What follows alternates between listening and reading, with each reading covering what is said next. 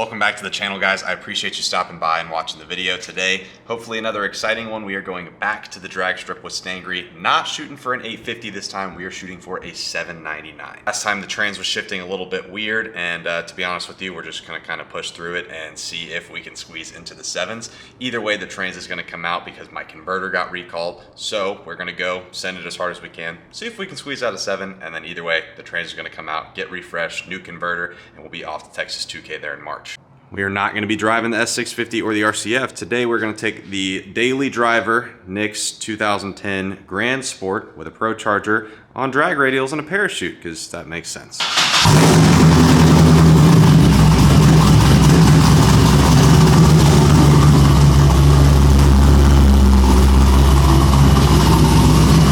This is the most daily friendly driver we have, so we're going to see if we can make the 3-hour drive to Valdosta. And if all goes well, I'm going to be bringing Stangry back home today. First stop, little gas station. Gonna see if we can get some good E85, but it is hard to find it out of the pump, but we have a tester, so we're gonna test it. This place tested at 90 something the other day, which is more than enough for us. Like E87. The E87, sounds like it works to me. So 11 gallons in the jugs, however much Nick siphons from my wallet. So far we're at $60. All right, there you go, $61.50. It's not filled yet. You owe me $61.50. I'm just kidding. I'm just kidding, bro. I'm just kidding. All right, well, I'm sitting here trying to upload a video, and Nick said that the battery is steadily going down. The screen turned off. So, you ever purchased an alternator before? I have. You may be here shortly. Jesus! Well, I was right about the alternator going out. So now we're stranded on the side of the interstate. Shout out Nick, shout out Chevrolet. I actually have one of these showing up next week, so I'm really happy about my purchase. You're really making me feel good about my purchase, man. On the bright side, we only have about 10 gallons of extremely flammable E85 behind us, so if we get rear-ended, we're also gonna burn. Jay, tell everybody what happens when you get hit in the back on the side of the interstate. Well, it hurts like hell, but if you do it with fuel behind you, you'll either at worst, or no, at best case, you just get soaked in the E85. At worst case, E85 that soaks you ignites, and then you burn to death if you don't die from the impact. So you got it, Nick. Hey. It's nothing. We've already had one guy survive this, so I'm sure we'll be just fine. We got a ride, but we made it to Velocity Motorsports. We got Stangry right here. Jay did a little bit of work today. He finished up, he fixed the motor mount bolt. Obviously, he put a new bolt in there. You may remember last video that just kind of fell out of the car when we threw 30 pounds boost at it. The car now has a different tune. I got bored, so I was just switching over to the Lund tune because I had already paid for it. I had another tune, however, I don't have the RTD with the tune on it, so this is actually gonna be the first pass, you know, with the Lund tune on it. But I think we're gonna throw the same boost as the 830 pass just to see how it shifts first, and then look at the logs and everything, make sure we're not knocking, because I did throw some pump E85 in there. As you saw, it tested at like 87. However, I do have some X85 on the side just in case, but I don't really want to spend 60 bucks for 5 gallons of it. Also, got to give Jay a little shout out. Cleaned up the engine bay. Tucked a lot of stuff. I got a catch can finally. If you saw last video, it was spraying oil everywhere in here, so looks a lot better. Hopefully we can go cut a 7 out of this thing and then, you know, drive it 3 hours back home. With that being said, it's gonna be dark in probably 20 minutes, so we're gonna get this thing started, head over to the track, and I guess try and run a 7 first pass. It's gonna start, dude.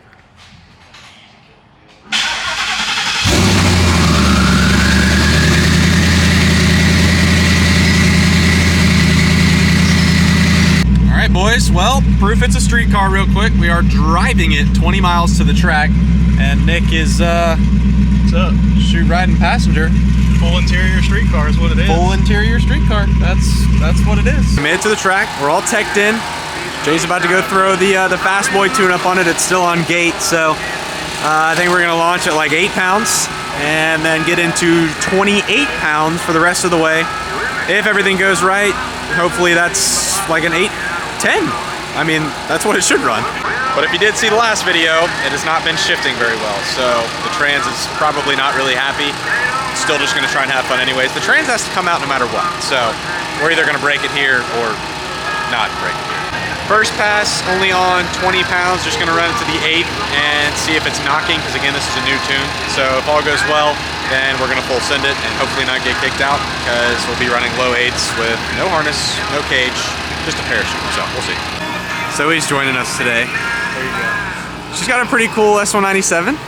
I think it made like 400 to the tire, but she's never driven down a drag strip before, so this is the first. What do you think you're gonna run? Like a -7.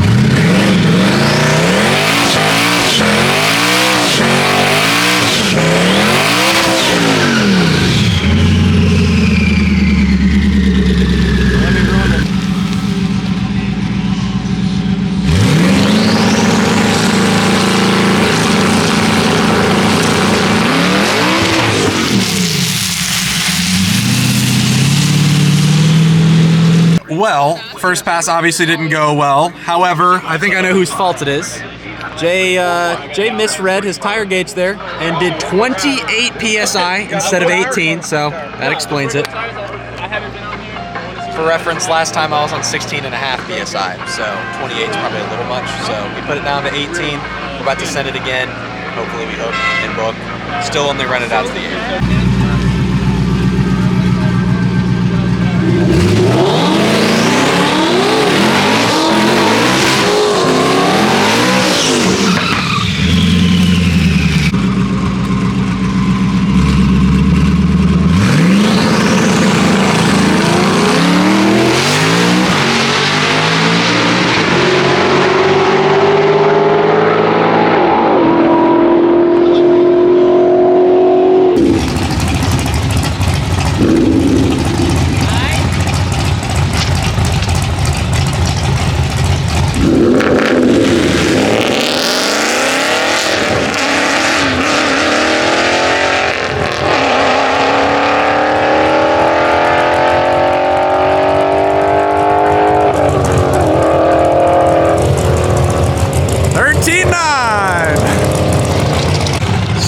Got a 1.360 foot, but a 570 in the 8 at 123.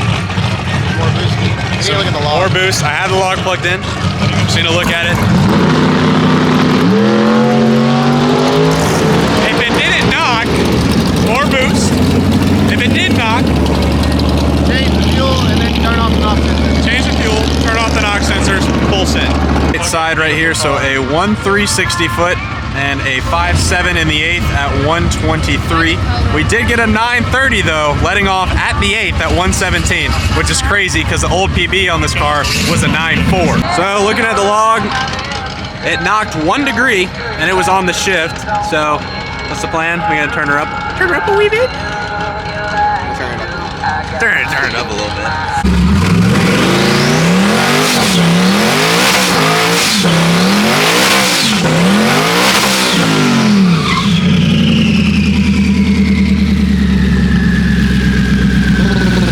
It's so cold out here.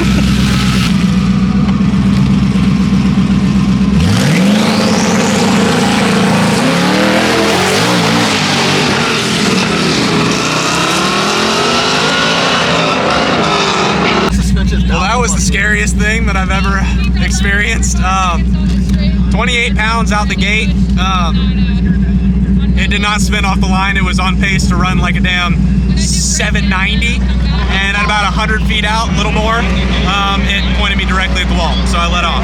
I think we're gonna try again, maybe take a little bit out of it, let it kind of roll into the boost, but we could totally run a 7 tonight, boys. 100%, 100%. All right, so Jay went ahead, cooked up a new little map because kind of spun bad on the last one, so now instead of 28 throughout, gonna start at 23 and then roll into 28. What's it gonna run? I don't know, it depends if it hits you and puts you into the wall again.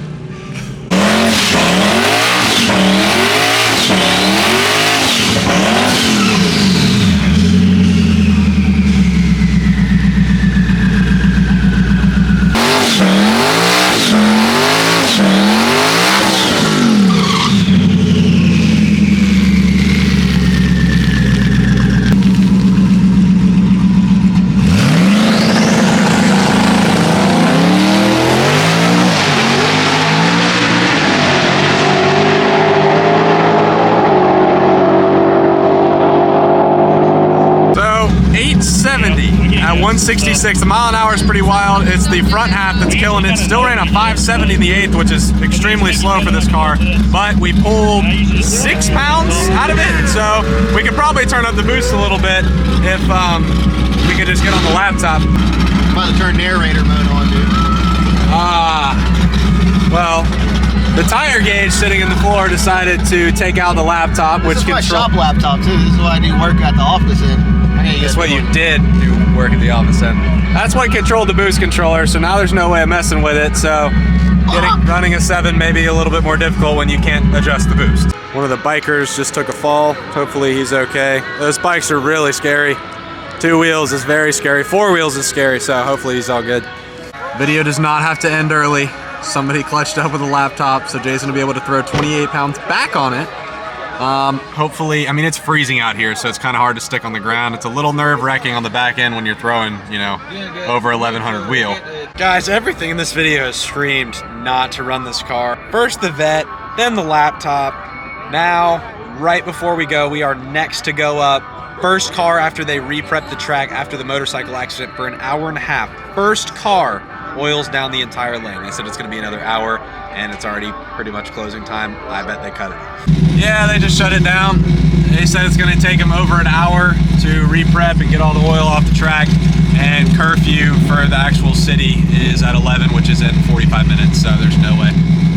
So, I mean, everything was screaming not to drive the car. Everything went wrong in the video, but at the end of the day, I'm coming home. I didn't hit the wall. Car's going home, maybe. So I guess we'll just go from there. Well, boys, I was gonna drive the car back home today. However, there's one gas station with the 85 in all of Valdosta. It doesn't have the 85. They have it, but their pumps are broken, so it won't pump it out. So I can't drive the car home, so I get to ride home with Zoe. With that being said, I guess by the end of this week, we're gonna try and come back and get the car. I'm gonna bring it home for probably a month or so, get the trans refreshed.